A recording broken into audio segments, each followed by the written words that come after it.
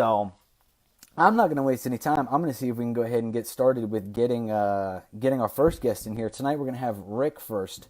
Rick is the owner of Trick Turbo. So a lot of you guys may or may not be familiar with that.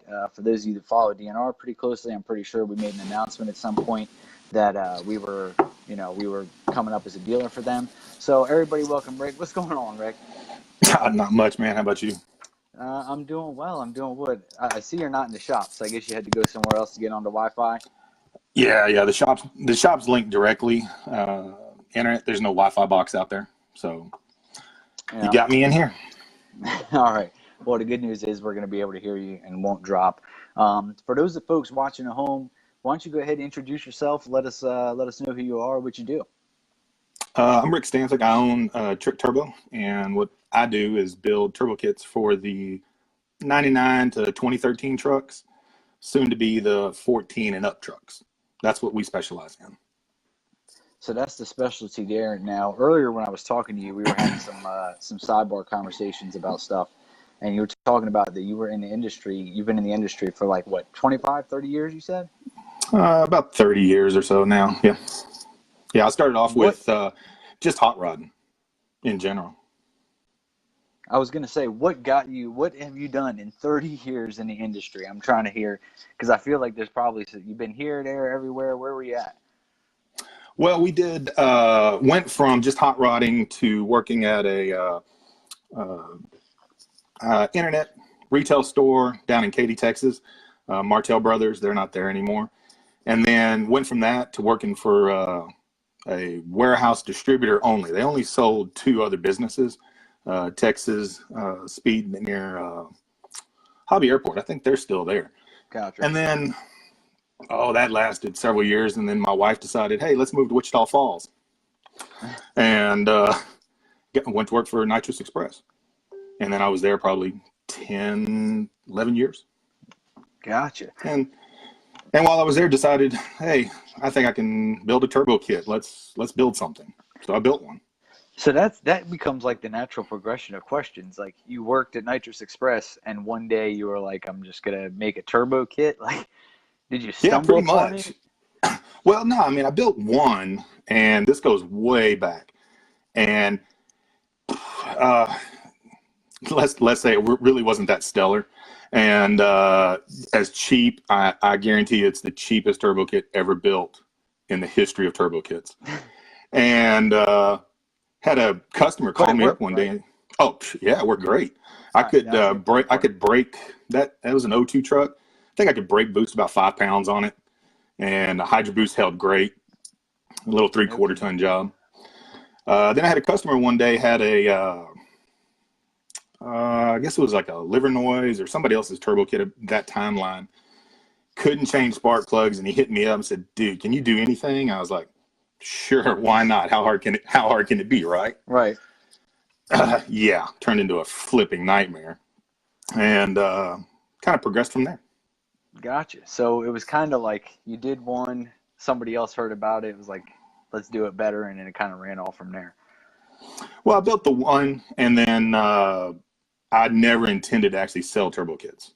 I was happy doing what I was doing, and then it slowly grew from one to another to another. Gotcha. Now, do you have a truck yourself?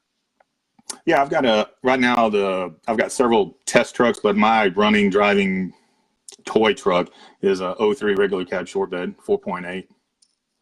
Nice. And I'm assuming turbo. Yeah, yep, it's got a turbo on it, big intercooler. Really don't go for big power with it. It's more for testing, tuning, fitment. Does this work? Does this Gotcha. not work? I learned a lot that just because it fits my truck, there's several out there that it might not fit. Well, I think And that's a common like misconception in the world, and I get this all the time with LS swap stuff because everybody's like, "Oh, well, these headers, will they fit a LS swapped this?" And I'm like, "Well, they're kind of supposed to, but the flip side is like everybody's shit is a little different. You know what I mean? And even on your situation, it's all the trucks, right? It's not LS swap. There's not different mounts. There's not forward back connected to this trans. Had to do this, that, and the other. But even still, just as simple as like, motor mounts that are, that are sagged or that are worn over time, and then that fits a little bit differently than somebody who's got a fresh set of motor mounts. Well, what we find and what we run into is that has the truck been wrecked? Yes or no? And a lot of times the guy's like, hey, I bought this truck. It's used. It's perfectly fine. And give you an example. This one customer, downpipe hit the frame. I was like, dude, there's no way that downpipe's hitting that frame. And he's like, it's hitting the frame. He sent me pictures. I'm like, send it back. He sent it back. I built him another downpipe, sent it to him. He's like, this one fits, but it's still kind of close. I said, I'll tell you what, I'm going to build you another one. I built one that would not fit my truck. Fit his truck just fine. I was like, dude, your frame's bent. There's something there's something that's moved in your truck. Because it didn't, I showed him pictures. It would not fit my truck. Fit his just fine. I think it's weird because everybody also doesn't realize, like, just off the factory line, I mean, yeah, they've got specifications and this, that, and the other, but I swear, like, no two ever end up completely 100% the same. Yeah, you're right. I mean, we run into some pretty tight things, with these 4-inch downpipes. Some guys want 5-inch. We are cutting some very, very close tolerances to make that fit. And luckily, I have a truck that's on the lift now. Almost all these kits, they go from the fixture to the truck, and I confirm their fit. Gotcha. So speaking of, because we were talking earlier too about like pricing and, you know what I mean, why your stuff costs what it does, et cetera, and the fitment. And I saw something the other day where somebody had put up a post, and I think you commented on it, and it was like, I forget what the amount was, but it was ridiculous, like $6,800 on a turbo kit that doesn't fit. And yeah. So like, what is it about your stuff that makes you so happy? I mean, obviously I heard going from the fixture to the truck, but like, give us some explanation of why it costs the way it does and the way it fits.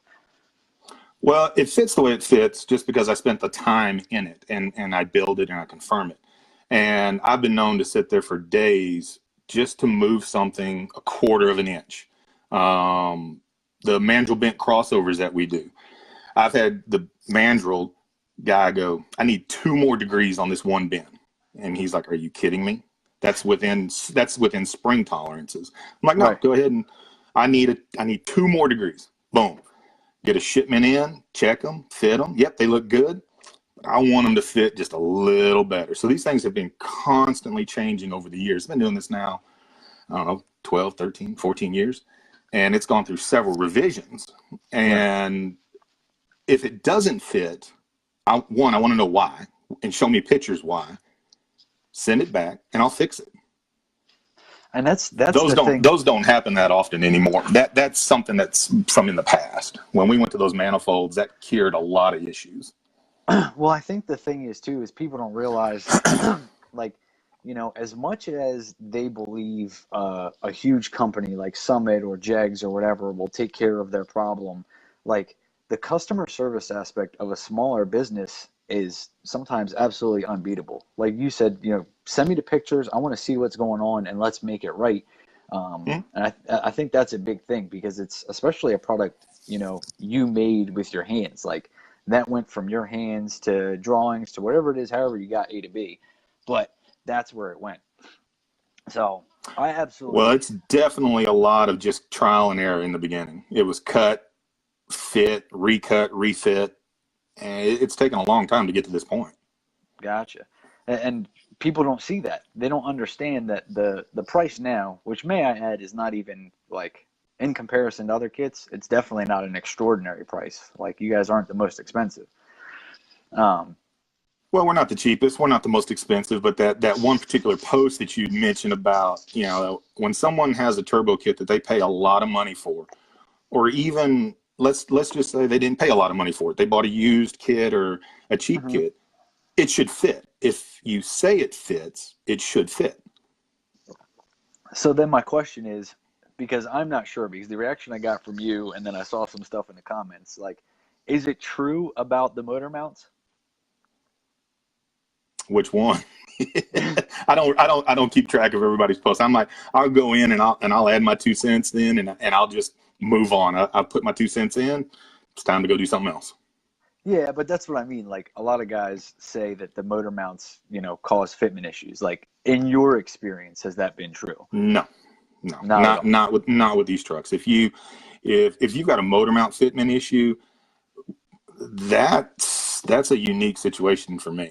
Uh, your motor mounts would have to be gone, Right. and the engine sitting there rattling around like it's got a big cam in it, Well, and I and it think don't. anybody who's worked on a vehicle, like, I came from repair world. I also had a repair shop. When you see a motor mount that's bad, like really bad, and you put your foot on the brake, hit that gas a little bit, and watch that bitch go rock, rock, rock, side to side. Like, Right. you know what I mean? Like, it's pretty obvious that you got a motor mount issue. Like, that's not something you just stumble upon. No, we don't. Honestly, I don't even know if I ever ran into that issue on the LS trucks. Now the LS swaps, we used to do some OBS stuff. We did run into that issue with how far forward, how far back, whose mounts. We Well, and we that's did run into absolutely going to that. happen. Yeah, and that's absolutely going to happen. That's why the LS swap stuff is, in my opinion, the hardest because, exactly. DNR Auto has a fucking motor mount. Like we have our own brand of motor. Everybody's got a motor mount. You know what I mean? That's awesome. It is awesome, but I'm saying like there's just so many of them out there that it does. There's too many configurations. Well, are you 2 inches forward, back, up, down, left, right? So it becomes very hard, and I think that's why Byron does what he does, VS Racing, where he doesn't make a bolt-on kit because you create your own shit here. Well, you know the definition of universal, right? What's that? Doesn't fit anything. That's true as well. That's absolutely true. I've never heard that one. It's a good one. Doesn't fit anything. Man, it got Well, me. we run into that on different things where customers will call us up and they say, "Hey, we bought so and so's kit. We're running into this problem. Why?" And my first response usually is I laugh, and then it goes, "Well, it's not my kit. I can't help you with that." Yeah, there's a weird thing. I don't think people understand. I have this problem from my side of the business because although we always try to take care of the customer, do the right thing, everything, make sure everything's good. Like some companies returns, the return policy is return to the company. So if I, just like you, if Right. I had sent, your product out, well, the return goes back to you. Well, some people don't understand why it doesn't go back to me, but that goes back to that trial and error thing, figuring out, okay, there was a failure here, or because there's some stuff you can't know immediately, until you put 10,000 miles on it. Did the coding we think was going to work? You know what I mean? Right. Right. And So just because it worked in that situation, does it work in the next guy's situation or the next guy's situation? You just don't know. right, and I mean it's everything. This guy lives in Florida. This guy lives in Wisconsin. There's two different climates that it's constantly exposed to, and I think people need to understand that about anything metal as well. Metal has weird reactions to all kinds of shit. Right. Right. Well, I mean, we use stainless. We just recently added an aluminized hot pipe to the system, just for economic reasons, just to let people have a lesser expensive choice. Well, and I think the thing too is everybody doesn't realize that just because it's stainless, stainless is not stainless is not stainless. Like, No, it's there's not. there's different quality. I've seen stainless stuff rust out. And you're like, well, how does that happen? You know what I mean? Right. So that's a big part of it, the supply chain too.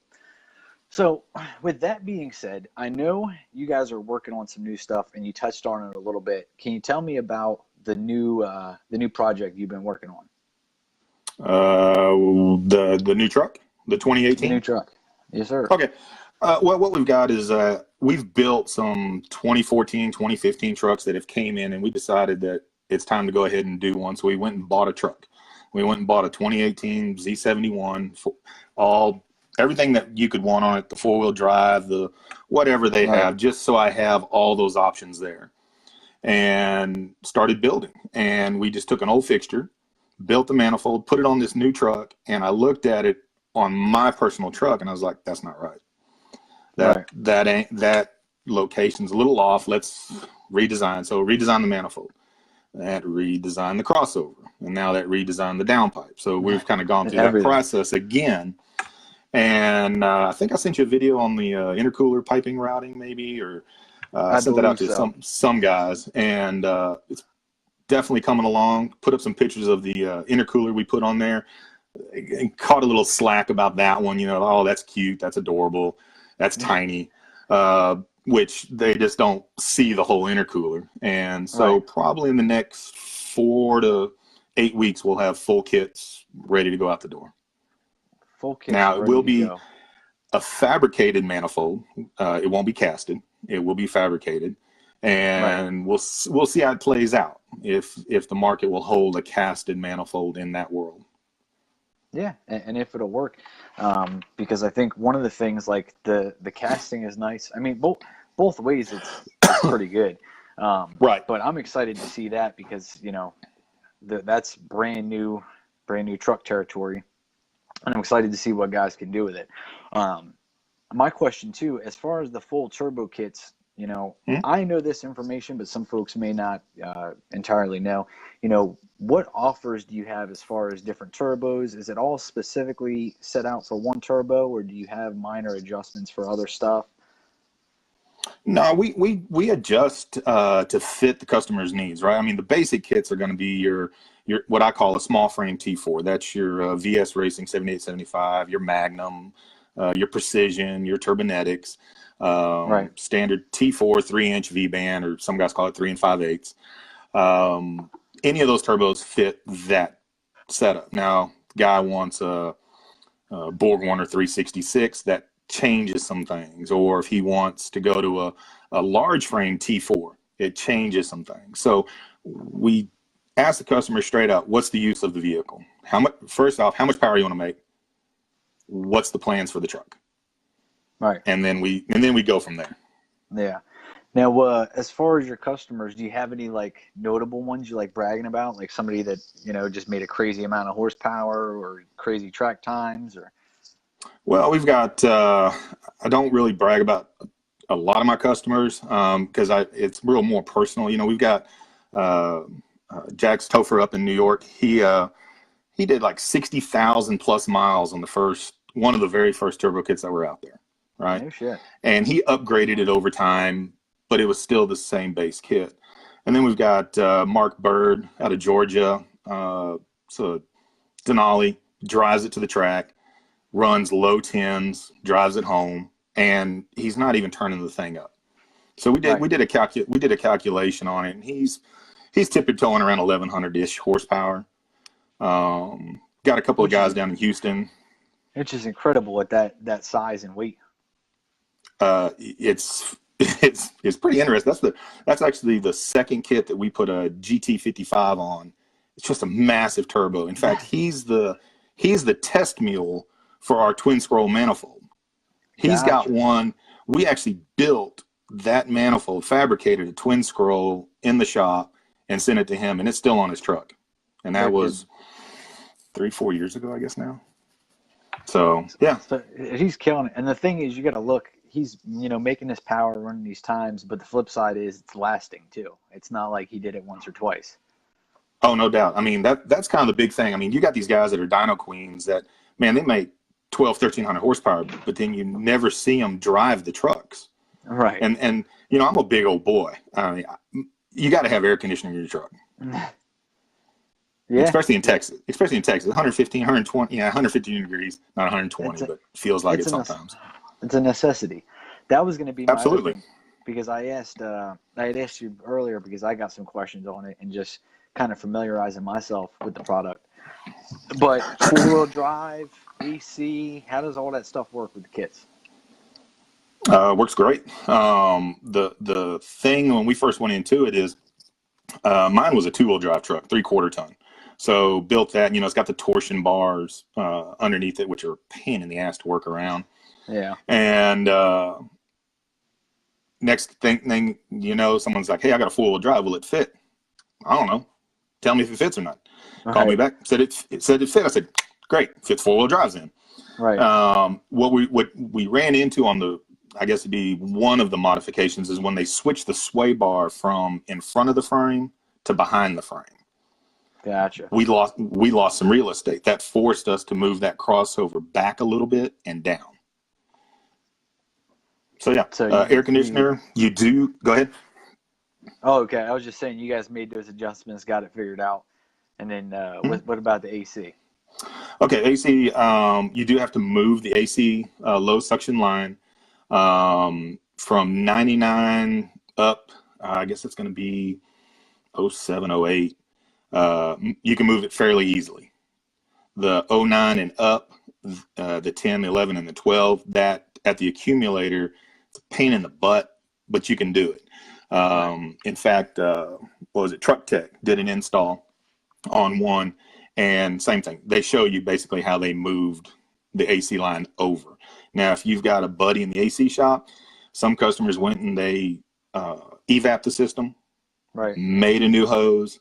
I've heard some guys have flipped the hose. I've never tried that to see if that actually gained any real estate. Right. But we can make a 5-inch downpipe fit, and the air conditioner stays intact. And that's awesome because, like you said, I mean, you're in Texas. I mean, I'm in Delaware, and even still, I don't want to give up AC. You know what I mean? Right. Yeah, Gotta have AC. gotta have. I'm too spoiled. The problem is, and I'm gonna sound like an asshole right now. I'm gonna sound like a douchebag. But the problem is, I spent a year in Iraq, and that it's hot out there. And after that, I was Right. like, AC is my life. So, never giving up No that doubt. opportunity again. Well, Yeah, look, Rick. AC is a must. We're getting kind of close to wrapping up our portion of it, so I wanted to Sure. ask you if you had anything. We talked about the new truck stuff coming out. If you had anything that you wanted to talk about or push or anything coming up in 2019 you thought was big. Well, other than the new kits we got coming out, we are coming out with a new style catch can. I put up a couple pictures of it. Unique. It'll allow you to adjust either from a PVC system, or I'm sorry, PCV system, or to naturally just vented across the Right. board. Once you get it, you can just set it up. And then we're looking at offering an airbox system for the turbo kits. And that's dope because the catch can system, because it's designed, I guess you can say, for a truck motor, but they're all pretty much the same. But that's dope because that's going to cross boundary lines of not only for the truck, we'll be able to use that in other places as well. Right, but I mean, we've designed all our stuff around the truck market, and that does limit me, and I know that, but it also focuses me more in that market. It puts on my truck, so if it works on my truck, I can show you the pictures, Right. and diagnose problems a lot easier. Well, I think one of the cool things, and we didn't talk about it at all, but one of the coolest things that I think you guys offer is the do-it-yourself manifold kit. That's been our number one seller as far as stuff we've gotten out the door. That's dope because it's literally all the parts and pieces, put it together, make it fit, and that's huge just for everybody in the LS swap community because it's not truck specific. It's let's throw it together however it fits. And we also offer that also in the complete kit as well. You can have the crossover and the downpipe material. Right. Yeah. So, the options there are really, I think, limitless because you've gotten a good idea, you've got a good product, and we can now put it together however we need to. So, Absolutely. Rick, I appreciate it very much. Thank you for joining us this evening. Like I said, if there's Great to be here. anybody you want to thank or anything you want to say before we hop off, it is about time to kick you off and roll to the next one. Man, thanks for having me on. Watch the shows, and you being a dealer, that's also cool, selling some of the product out there, and watch what you're doing and how you're growing and what you're doing with the industry itself. Yeah, it's awesome. Like, it's funny because this is not how I started in the industry. A lot of things that I, started out doing, I don't do anymore, and it's all completely new stuff. But it's fun to grow with the industry and then get to work with new people, and I'm real happy with what's going on. Definitely. It's definitely cool to watch. Really is. Awesome, man. Well, I'm gonna sign you off here. Let me go ahead and knock that out. Dun, dun, dun. Continue without guest. There we go. So there you have it, guys. There is Rick. Rick is the owner of Trick Turbo. As he said there at the very end, DNR Auto is a dealer for Trick Turbo. So we, have sold some of their products, and something I'm really happy about. What I need to do, and I know you guys are going to clown me for this, what I need to do is start putting together some stuff for myself. And what I mean by that is You know, one of the largest VS racing dealers in the country, hands down. If Brad's watching, I'm going to say it. We're the number one snake eater dealer in the country, besides Brad himself. And we're going to work our way up in trick turbo as well. And the thing is that all three of those things have in common. They can be used well in a turbo combination. But here, my dumbass is still messing around with nitrous.